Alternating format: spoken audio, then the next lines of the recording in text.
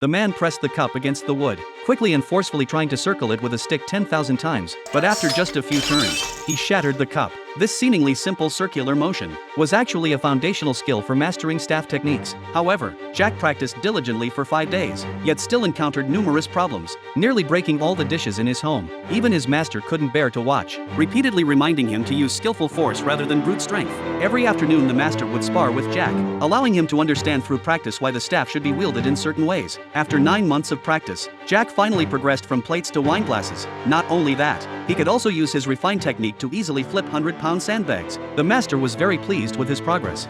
Next, the master began training his palm strikes, making him break floating wooden boards with limited space for hand movement, but with the buoyancy of water. He simply couldn't break them. The master gradually lowered the incense, giving Jack less and less space to swing. He could only increase his striking speed. His palm strikes became faster and faster. He changed his speed and changed his power delivery method, suddenly grasping the key principles, breaking the board with a single palm strike.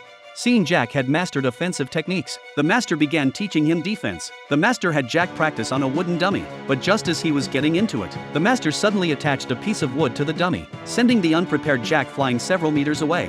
Jack didn't get angry. He got up and continued practicing on the wooden dummy, constantly watching the wooden rod on top of the dummy, but the master placed the rod at the bottom of the dummy. Jack didn't notice, and was tripped by the dummy. With the experience of being ambushed twice, Jack finally understood that when striking, he needed to listen in all directions and observe everything around him, always alert to potential surprise attacks. So no matter how the master tried to ambush him, he couldn't catch Jack off guard.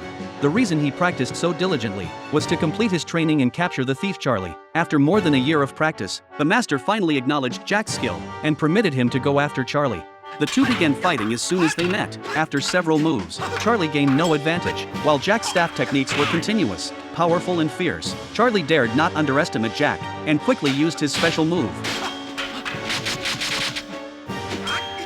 Charlie never expected that even his special move couldn't harm Jack. Instead, Jack spotted an opening and knocked the spear from his hand. Charlie tried to retrieve his weapon, but Jack gave him no opportunity. Seeing he was outmatched, Charlie turned and ran into a bamboo forest, hoping to use the narrow spaces to limit the effectiveness of the long staff. This tactic indeed worked. Jack's staff techniques were all blocked by the bamboo, but he simply threw down his staff, jumped into the bamboo forest and grappled with Charlie.